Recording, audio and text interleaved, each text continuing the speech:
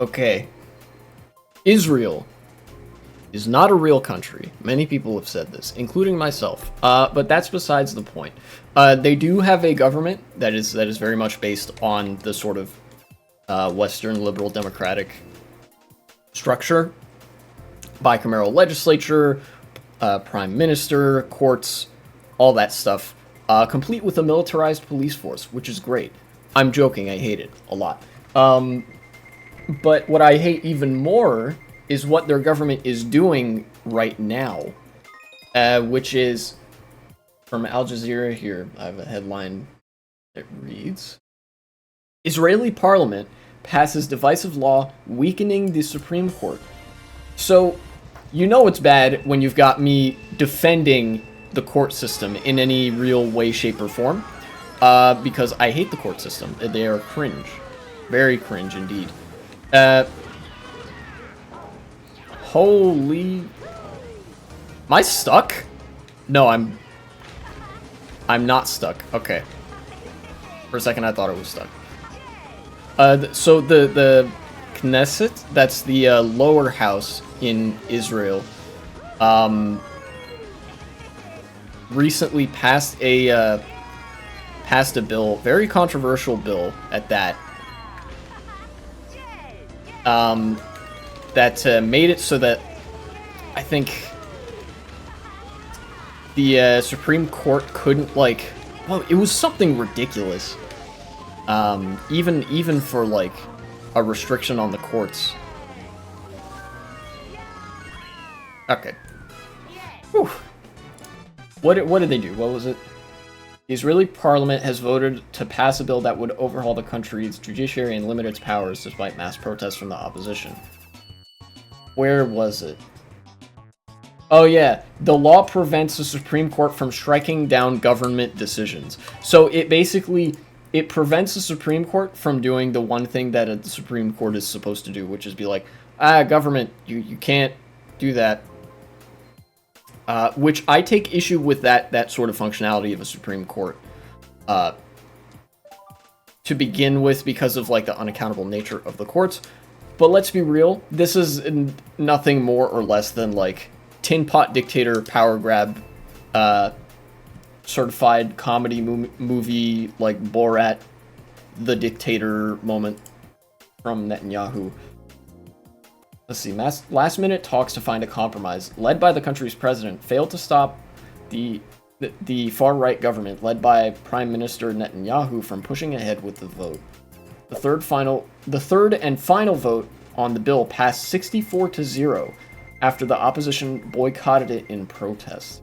The Knesset in total has 120 members, so almost half of the parliament straight up did not vote on this bill. They protested it. And I saw a video earlier of people protesting outside of the Knesset. You know? And the Israeli cops were there beating up the protesters, as is the case for what cops usually do, I guess. So this is really bad for democracy in Israel. If I'm being real, there are bigger things in Israel, I think, than this to worry about in a certain way of looking at things, right? Like, you could argue that, like, it's a bigger issue that, like, the nature of Israel as an apartheid state and the oppression of the Palestinians, whatever. But any way you slice it, this is still really bad. Give me item. No, I missed. Most issues of Israel seem to have the same origin. Yeah, and I think this one does too, believe it or not. You know, I was analyzing a little while back, there was another news story about, like, well, Israel's slide into tin pot dictatorship, and it seemed to always revolve around the issue of Palestinians in society. See, Israel used to actually have some sort of left representation, right? Like, there used to actually be left parties in Israel the way there are in other like liberal democracies and things like that. There used to be a social democratic, socialist party. But see, what ended up happening is those parties sort of caved and folded to the, like, the more right-wing elements of the government as politics in Israel began to center ever more around just oppressing Palestinians and driving them out of the country, which is really not good. But yeah, ultimately the circumstances under which this kind of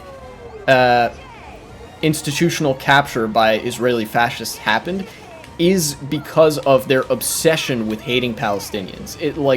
Ultimately, it's hard to ascribe it to anything other than that at this level. You know? Because a lot of, like, you know, suppressing an ethnic group by nature is a very, very authoritarian thing for any country to be doing or even to consider doing. And as a result, you know, people in Israel have been so blinded by the fact that they think the Palestinians are literally the devil, that they've, like, allowed their government to get away with a lot of shit.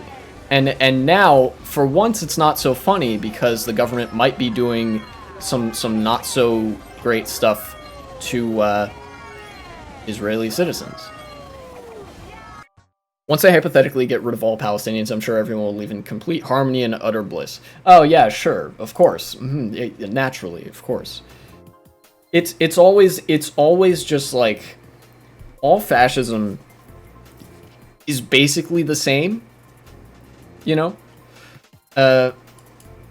Once the Palestinians are not the group on the chopping block, it's going to be queer people next. I know that Israelis, very frequently Israeli apologists, some of whom I know personally, will try to use as a selling point for Palestinian genocide that Palestine does not respect the rights of queer people. Well, unfortunately for them, Palestine respects queer people more than Israel does by function of their government not existing, so they don't have any institutional framework with which to oppress queer people. Meanwhile, in Israel, gay marriage is illegal, and I think civil unions are on thin ice in Israel as well. And they get, like, gay couples get deprioritized relative to straight couples on certain issues. It's really not good, and knocks Israel down a peg if you were to compare it to other Western democracies where gay marriage is legal and pretty widely accepted, at least to the point of, like, people aren't openly yelling the F slur in the streets. And of course the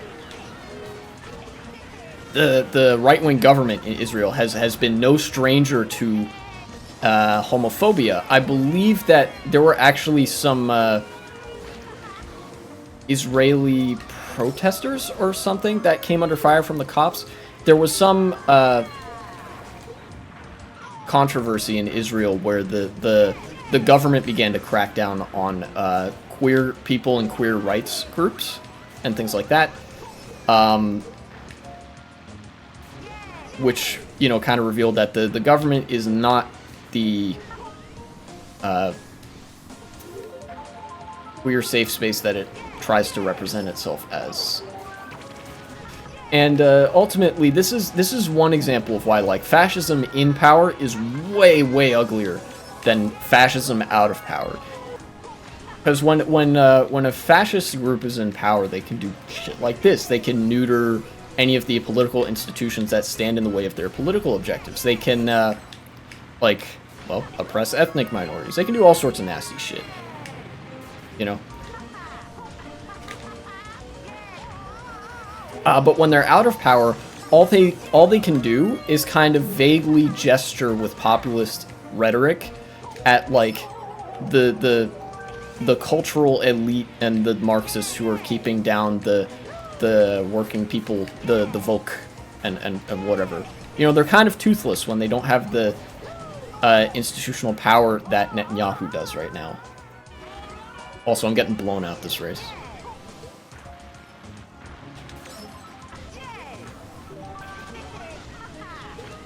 Let me beat one person, please. Okay. mean, Israel participates in the Eurovision, and they're pretty vocal about being queer-friendly. They even hosted the competition just a few years ago. All Palestinian flags were strictly prohibited, naturally. But their participation in the contest has been controversial for a long time. Same as Russia before the invasion of Ukraine. Yeah, yeah, it's pretty unsurprising that like the main bulk of the controversy around Israel centers around the treatment of Palestinians, but they are not as pro-queer as they like market themselves to be.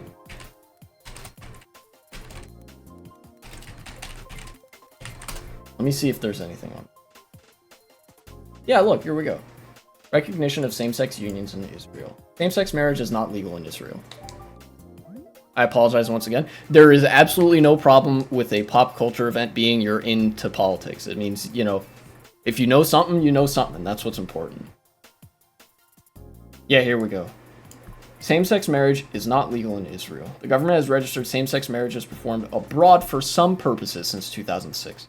However, marriages performed in Israel are only available from one of the 15 religious marriage courts recognized by the state, none of which permit same-sex marriage under their respective auspices.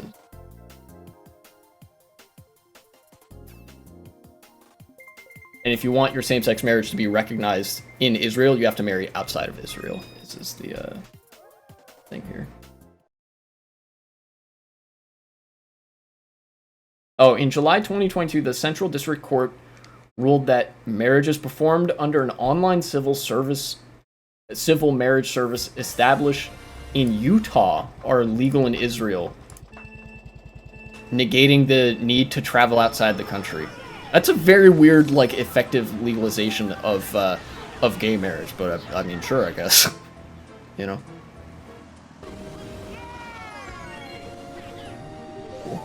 Some of the acts they sent to the Eurovision competition over the years were the biggest, most blatant, redacted F slur on the show has ever seen. Oh, well, that's nice, actually. I will partially retract my critique of Israel being actually pretty homophobic if they're sending the biggest gay lords in the world to the Eurovision contest. You are partially forgiven.